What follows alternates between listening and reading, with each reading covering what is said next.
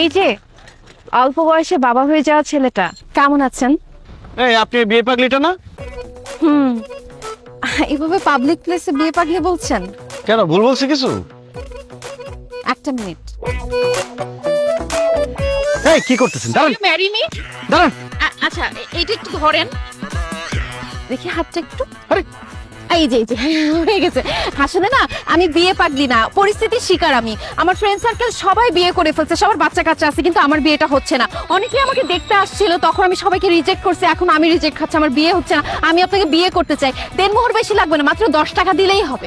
এই আপনার কি নিজেকে শয়তানের নিঃশ্বাস মনে হয় যে আপনি যেটা বলবেন আমি সেটাই করব? আপনাকে বিয়ে করব কোন দুঃখে? ধর এনেন। কোনো দুঃখে না, নিজের স্বার্থে বিয়ে করেন। দেখেন, আপনার ছেলে কিন্তু আমার ভাগ্নিকে খুব পছন্দ করছে, আর চোখে ইশারা দিচ্ছিল। যদিও আমার দুলাভাই বিয়েতে মানা করে দিছে, কিন্তু আপনার আমার বিয়েটা হয়ে যাওয়ার পর আমরা দুজন মিলে ওদের বিয়েটা দিয়ে দিব। আপনার মতো বেহায়া নির্লজ্জ মানুষ আমি কোনোদিন দেখিনি। জানা কিন্তু জান। আমাকে বেহায়া নির্লজ্জ বলতেছেন? আমি কি দেখতে খারাপ? হ্যাঁ, আপনি নিজে কি, আপনার এত বড় একটা ছেলে আছে, আমি যে আপনার বিয়ে করতে রাজি হয়েছি, এটা আপনার সাত কপালের ভাগ্য। আপনি এবার আসেন, যান যান, আমার আন্টি দিয়ে যান। দিছি আন্টি।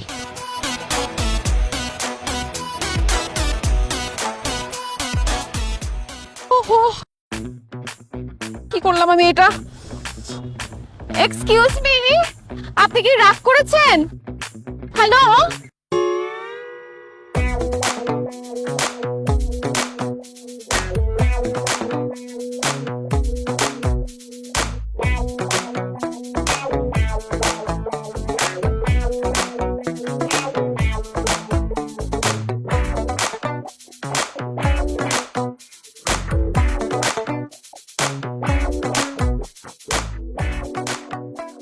আব্বু,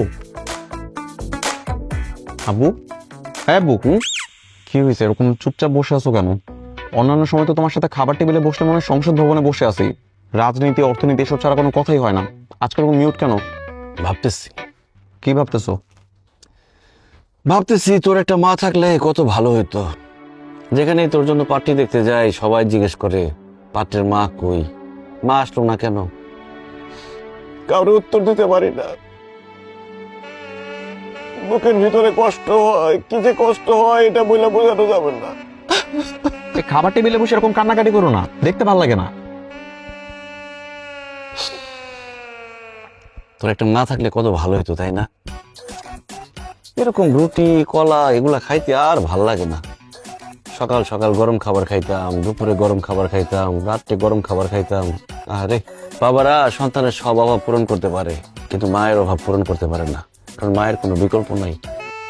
তোমার যে মিনুয়ানটাকে পছন্দ হয়েছে এটা আমার ডিরেক্ট বললেই তো পারো। এরকম অভিনয় করার কি আছে? এত পানি খাও। এখানে ম্যান টু ম্যান ডিরেক্ট কথা হইতেছে। না মানে ব্যাপারটা ওরকম না। ঠিক আছে, আমি তোমাকে খুব ভালো করে চিনি। আমার মা যে শুধুমাত্র আমাকে ছোট রেখে মারা গেছে ব্যাপারটা তো এরকম না। মা তোমাকেও ছোট রেখে মারা গেছে।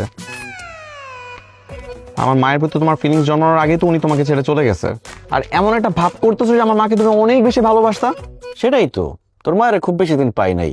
এদিকে 2 মাস, ওইদিকে 9 মাস, 11 মাস। অ্যানিভার্সারি করার আগে মরে গেল। থাক, ঠিক আছে, তারা নিয়ে ভাইবা লাভ নাই, নতুন করে ভাবতে হবে। এখন আসল কথায় আসো, তোমার কি মিনু আন্টিকে খুব পছন্দ? না, ঠিক সেরকম না ব্যাপারটা। কালকে তো ওই বিয়ে পাগলিটা আসছিল, বুঝছস? আমার এই যে কি রিকোয়েস্ট, হাতে পায়ে ধরছে বিয়ে করার জন্য। আমি তো বিয়ে করবোই না কোনোভাবে, কোনো রকমে পালাইছি না করে। কেন পালাইছো? কেন না করার কি আছে? বিয়ে তো ভালো জিনিস। আচ্ছা তুমি একটা কথা বলো, আমি যদি কয়েকদিন পরে বিয়ে করে ফেলি, আমি কি তোমাকে নিয়মিত এরকম সময় দিতে পারবো? তুমিই বলো। তখন তো আমি আমার বউ নিয়ে ব্যস্ত হয়ে যাবো। তো তোমার একটা গতি করা উচিত না? এটা অবশ্য ঠিক বলছ। আর যাই হোক, আমার দেরি হয়ে যেতেছে, আমি উঠলাম। শোন, পরীক্ষা দিতে গেলে আগে প্রশ্নপত্র ভালো করে পড়বি। যে প্রশ্নের উত্তরটা ভালো পারস সেটা আগে লিখবি, ঠিক আছে? জানি জানি, এত জ্ঞান দিও না তো।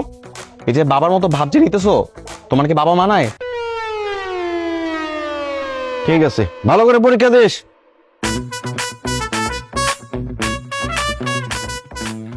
এই জিসান, তোর অ্যাডমিট কার্ড মোবাইল হয়ে গেছে। হায় রে ছেলে, কি পরীক্ষা দিবে? এগুলো সব রাইখা চলে গেছে। জিসান।